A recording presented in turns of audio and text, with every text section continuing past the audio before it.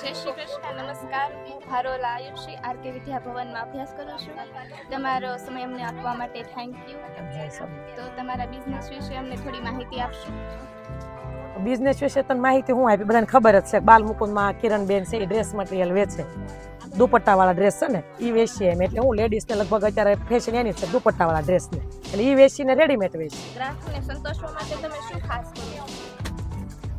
જો ગ્રાહકને સંતોષ દેવો હોય ને તો અત્યારે માર્કેટમાં સસ્તું મળે.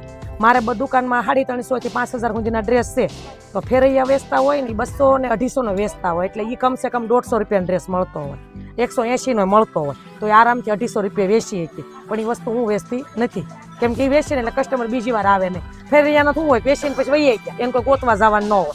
હવે અમે દુકાન લઈને બેઠા હોય એટલે બને ત્યાં વ્યવસ્થિત વેચવું પડે તો કસ્ટમર બીજી વાર આવે. તમારા શોપની શરૂઆત ક્યારે અને કેવી રીતે થઈ?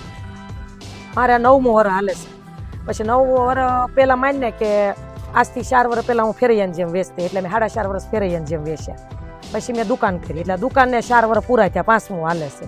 એટલે પહેલાં ફેરૈયાની જેમ વેચ્યા ને હવે દુકાન કરીને, હવે અત્યારે 2-3 દુકાન છે અલગ અલગ એમ. ઈસવીસન એવું પછી હું ભણેલી એટલે મને ખબર ન હોય, હું સાયલે તેને કહ્યું તો એ પછી મને ખબર ન હોય. શરૂઆતના સમયમાં તમને કેવા પડકાર આવ્યા? શરૂઆતના સમયમાં હું જ્યારે ફેરૈયાની જેમ વેચતી ને, પછી આમ વેચવા જાઉં તો શેરીમાં બાયું બેઠી હોય તો કાંઈ તરત ન લઈ લે. ઘણી બાયું બેઠી, હું પૂછું ડ્રેસ લેવા છે તમારા કોટનના દુપટ્ટાવાળા? તો અમુક બહેનોનો સ્વભાવ સારા હોય તો સરસ જવાબ આપે કે હા બેહોક લેવા છે, કાંઈ એમ ક્યાંક નાના નથી લેવા, પણ સૌ વ્યવસ્થિત આપે. ઘણા બહેનો એમ પાણીનું પૂછે આપણને, ઉનાળાની સિઝન હોય રખડતી હોય તો પાણીનું પૂછે, ઘણા એ ન પૂછે. ભલે પાણીનું ન પૂછે કાંઈ નહીં, પણ આમ કુંડાળો બહેનો બેઠા ને આપણે કઈ ડ્રેસ લેવા તો હું સુઈ ન જોવે. એવા ખરાબ અનુભવ થાય કે 5 બહેનો બેઠા ને હું એમ પૂછું ને બેન ડ્રેસ લેવા તો હું સુઈ ન જોવે. હા તો ન કે ના, એ કહેવાય હું શું ન જોવે. તો થોડુંક મનને એમ થાય કે ભલે ન લેવાય તો ના તો પાડતા હોય, પણ નાય ન પાડે. પછી એથી બીજી શેરી ને ત્રીજી શેરી એમ કરતાં કરતાં પૂછતા પછી હું એક વખત કપડું પહેરે તો બીજી વાર ફોન આવે, પછી ફોન નંબર લઈ લેતી. એમ કરતાં કરતાં ગ્રુપ વધતું ગયું. એટલે હારા મોડા 2 અનુભવ થયા, પણ મોડા બહુ કહેવાય નહીં, કોઈ સાંભળે તો દુઃખ લાગે, કેમ કે હું સુરતમાં બહુ બધે રખડીશ. તમારા ગ્રાહકો કોણ છે? મુખ્ય ગ્રાહકો હોલસેલ કે છૂટક? અત્યારે તો મારે રિટેલમાં છે. પછી રિટેલમાં માનીએ બધા મારા વિડીયો જોઈ છે. રિટેલમાં પહેલાં મારા પાસે કસ્ટમર તો હતા જ, ફેરૈયાની જેમ વેચતી ને થઈ, એટલે એ કસ્ટમરે બધા રેગ્યુલર છે. પછી વિડીયા જોઈ છે, નવા પ્લસ થયા એ રેગ્યુલર છે. પછી હવે હું વિડીયામાં એમ કહું કે બિઝનેસ કરવા માટે એ આવે છે, પણ મારું આ બધા કેમ કાપડ ને ક્વોલિટીઝ હોય, હવે અત્યારે દુકાનવાળા હોય ને એ મારી પાસે માલ લેવા આવે.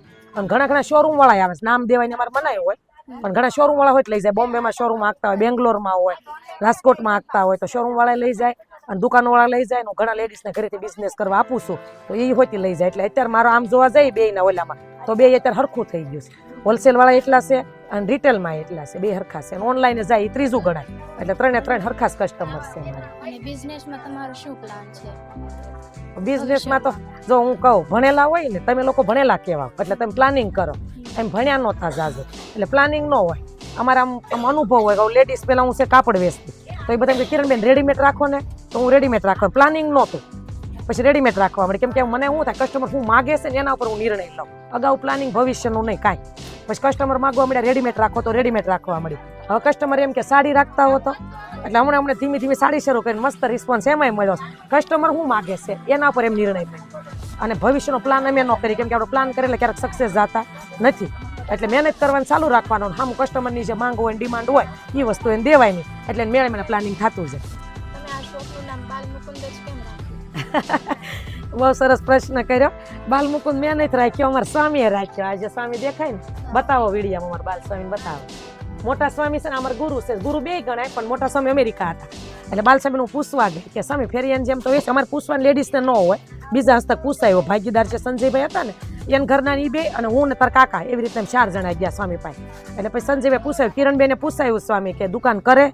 મેં નક્કી કર્યું સ્વામી આ પાડે ને તો જ કરવીશ, કેમ કે તાર કાકા બહુ હોજા છે, નિર્ણય મારે લેવાના.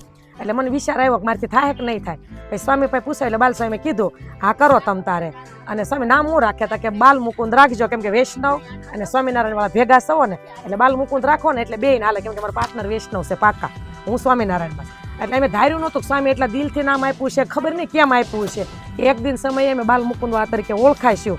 એ બધું એ નથી કહેતા કે ભગવાન હોય ને સંતોમાં રહીને બોલે, એટલે આ નામ બાલ સ્વામી આપેલું છે. થેન્ક યુ સો મચ તમારો ટાઈમ અમને આપવા માટે. જય સ્વામિનારાયણ.